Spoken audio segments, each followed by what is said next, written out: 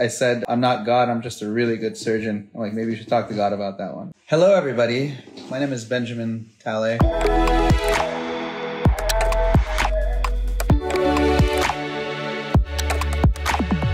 So, lesson of the day. Lesson of the day today is about longevity of surgery, because this was something where I got a lot of questions about it today. How long was my surgery supposed to last? And this was from patients who had surgery by other surgeons. And this led into a lot of questions about why they looked so good initially and why things went away quickly and all these things. So first off, when you do aging face surgery is like brow lifts and eyelids and things where you look older. That's called aging face surgery.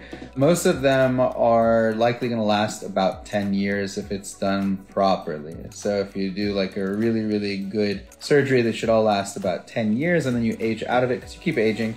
And it's not that you stay perfect for 10 years, it's you get improved from here to here, and then it lasts about like this to 9 years, 10 years, 8 years, whatever, 1 year. It lasts about 10 years before you do these surgeries again. So most people look fantastic the first 6 months after a facelift or upper eyelids because they have extra volume in the face, and this blows out the shadows, and it's because all tissue layers are hydrated. So most people wonder why they looked so good the first 6 months, and then things tend to kind of deflate and go a little bit worse after. And it's because the face is healing, the lymphatics are impaired, you can't drain properly, so your face just has more fluid in it. Your immune system's more active and you don't drain as well. So the tissue layers get more cushioned and you have less shadows on the face, and people love that.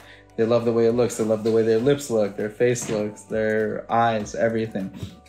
Now, some of the heat treatments are like that too, like Ulthera and those kind of things. They tighten you up and stiffen you for like 6 months, then they go away because your immune system is active during that time healing the injured areas, and then it tends to calm down and then you lose that effect. So I tell patients, if you want to maintain that effect, there's no great way to do it other than doing PRP microneedling. You could do microneedling with PRP every 3-4 months and it'll stimulate the skin and hydrate it. The reason you can't fix it or get anyone to 100%, and this was the other question, doctor, can't we do anything more about this? Doctor, can't we do anything more about this? It was a patient who had a pretty impressive result when you look at it before and after, pretty massive, but she still has some shadowing in the face and is wondering, can anything else be done? I said, I'm not God, I'm just a really good surgeon. I'm like, maybe you should talk to God about that one. But the answer wasn't enough. So I explained the aging in the face is multifactorial. There are other issues that go on in the face that you can't fix with just a surgery. So let's say I'm doing a facelift. This area over here in the jowls and pre-jowls, if you look at my photos, they get huge changes, but there's always some residual. So I tell people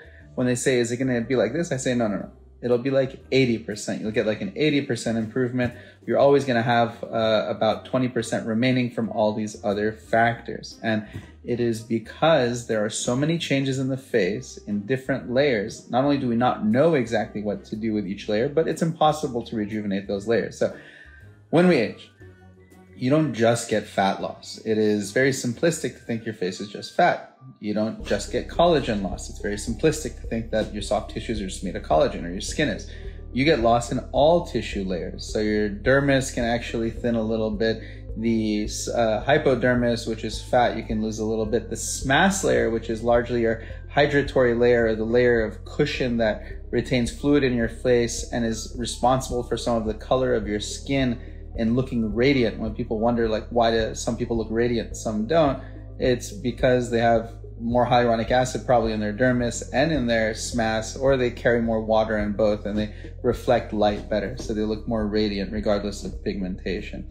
So all these tissue layers with elastin, collagen, hyaluronic acid, desmin, vimentin, you name it, every tiny thing in your skin can become depleted over time or change its character, and you carry less water, you have less fat. So all these things tend to atrophy. Now, it's impossible to go back in and replace every single one. That's why we do a shotgun effect treatment sometimes, where we'll go use a radio frequency to damage everything in the dermis and say, please, I hope you can recover and regenerate some elastin, hyaluronic, and collagen. Or we go in and do fat grafting and we try to do it in multiple layers to pump it up.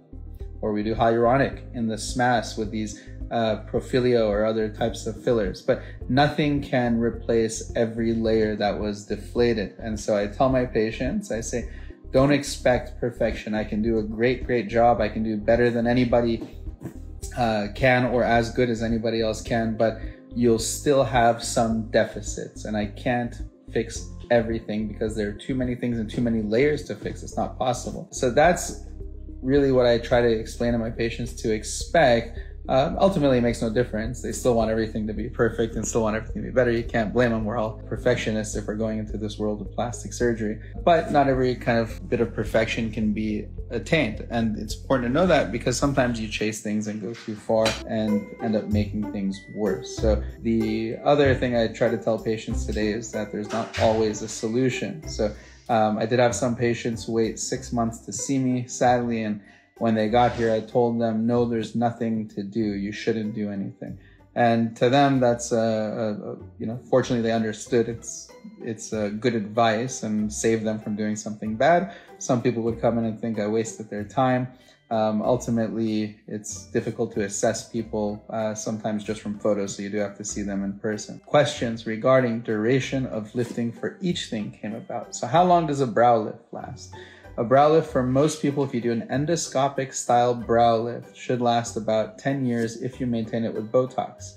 If you don't maintain with Botox, it can come down around 5 years or sooner. Or if you don't do a great brow lift, obviously it can come down sooner. Patient asks me, why do I still have wrinkles here? And I explained, you can do the old school style brow lift where you cut out skin and do a forehead type reduction, or a coronal lift and pull everything back, and you will have reduced wrinkles, but you might look a little unnatural and age differently over time, because it's impossible to design a brow lift appropriately for somebody where you go and cut out a certain amount of skin, because this part of the brow came up, that part of the brow went down, this part of the brow came down, this part medialized, that part lateralized. So it's impossible to go try to draw something that compensates for all those bits of drooping that have happened over time. Whereas if you go in and do a deep plane or endoscopic brow lift, you just go in through incisions, you release everything, and you just go back to where it naturally came from. So you actually do get a better lift that way, or more appropriate lift. So I tell my patients, I would rather do endoscopic, less invasive, a little bit more natural brow lift, and then depend on Botox rather than do those cuts. So let's say you do either one of those, it'll last about 10 years if it's done properly. For upper eyelids, same thing, it'll last about 10 years. In upper eyelids, you could do skin reduction, fat grafting, fat repositioning, chemical peel, lasers. You could do all that stuff as far as upper eyelid surgery goes. Lacrimal gland pexy, all this is upper eyelid surgery, also about 10 years. Lower eyelid surgery really depends, because you can do fat repositioning now. I advise people do not do fat reduction unless there's a specific indication, like you have one fat bag left after 2 surgeries, okay, go reduce it. Otherwise, fat removal surgery, in my opinion, has no place in the year 2022. We do fat repositioning, unless you're doing grafting at the same time, fine, but we're doing fat repositioning, and when you do fat repositioning, that should be permanent if it works. So one part of the lower eyelid surgery can be permanent. However, you do still hollow over time, so you'll likely need a touch-up again sometime within 10 years. Could be a laser, could be a skin excision, could be a canthopexy if you droop, could be a million things. As far as lip lifts go, lip lifts, I don't know how long they last. I think for most people, we could assume that they will not grow out of the lip lift in about 30 years, 20 years. I don't know. I've only been doing them about 8 years. So my guess is about 20, 30 years, although it's not impossible that somebody would need a bigger lift. Facelifts, there's a difference between small SMAS plication, extended SMAS lifts, max lifts, high SMAS lifts, deep plane lifts, and extended deep plane lifts. So all these have a different amount of lifting, and on different skin types and different face types work to different extents. So the bigger lift you get in general, the bigger improvement you get in general, the longer it's going to last. The less scarring you have, you can assume it's going to last longer. So the way these things work, which I've said in other sessions before, is SMAS plication is done by elevating the skin, grabbing the SMAS layer, and tying it up with stitches, tightening it up. That you're not really lifting anything. To lift something, you have to release it from its insertion point, take it up and put it back down without any tension so it heals in that new position. If you go and try to tighten things by pulling, you don't get much of a lift because the soft tissues just grow around the stitch over time. It's a human body, it's not wooden nails, so it tends to go back down. But you can get some good manipulation of the platysma because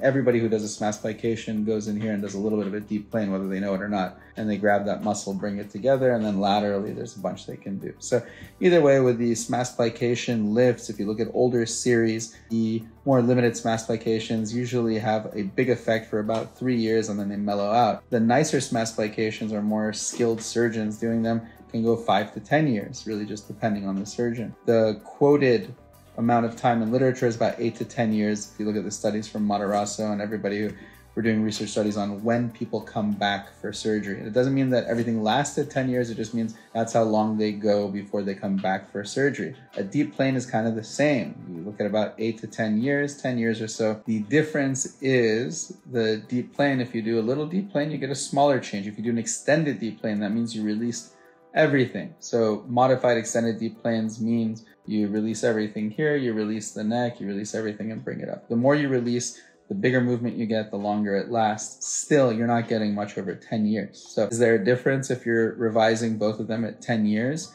Yes, there is. If you do a big extended deep plane, you will look better from beginning to end of that 10 years than you would have if you did a lesser lift. Again, this varies from surgeon to surgeon. So someone saying they did a deep plane versus a SMAS really makes no difference. You have to look at the surgeon and what kind of change they're getting. You can have surgeons who do SMAS plications who get incredible results, and you have surgeons who do deep plane who get really shit results. So it really is all surgeon based.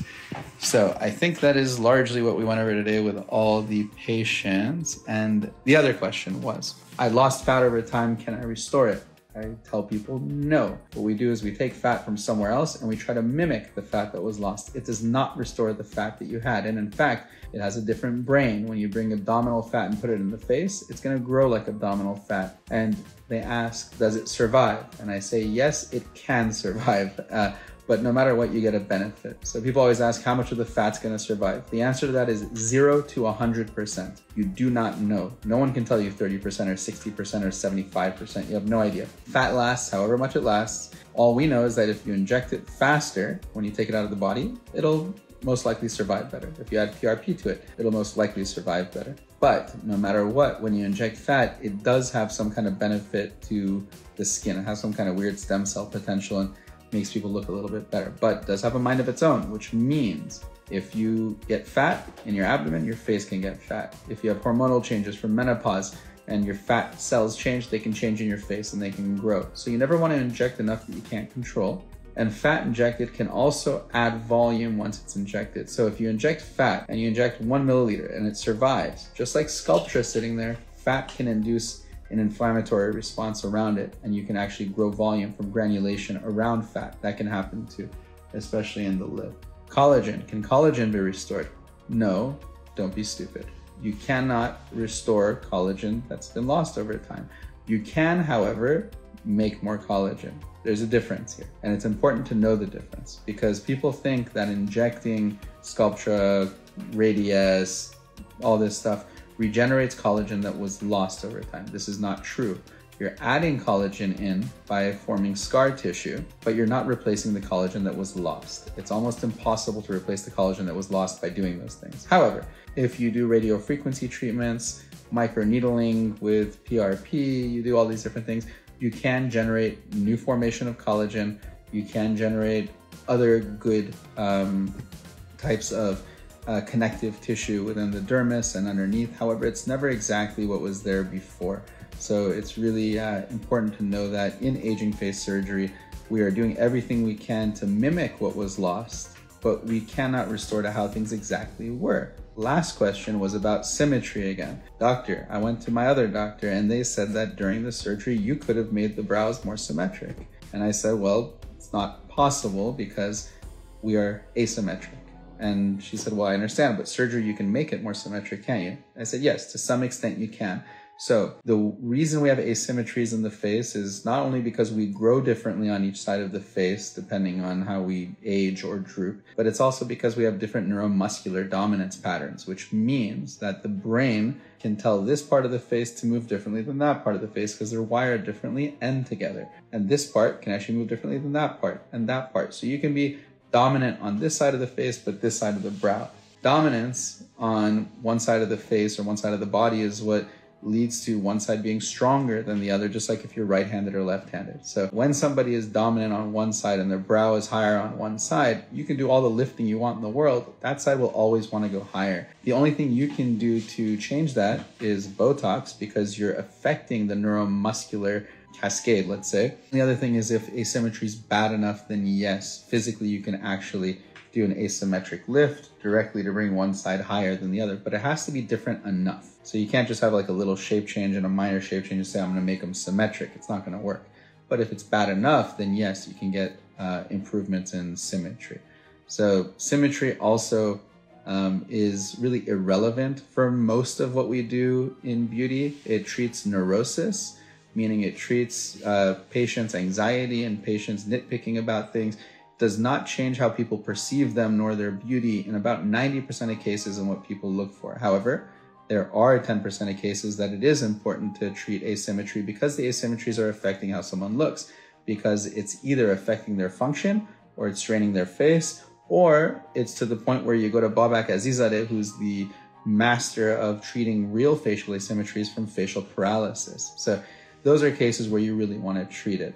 Other cases where you want to treat asymmetry is where the nose is one side higher than the other. Midline structures tend to be more perceptible. You can see them a little bit better and notice them, and it bothers people's eyes a little bit more when midline structures are asymmetric. So those are some exceptions. But overall, when people come to me looking for symmetry, I advise them I'm not that kind of doctor. I like to make things look really, really pretty, and I do everything I can to make it look pretty. I don't do things for no point. It's not fun, I don't enjoy it, and it's not going to improve beauty.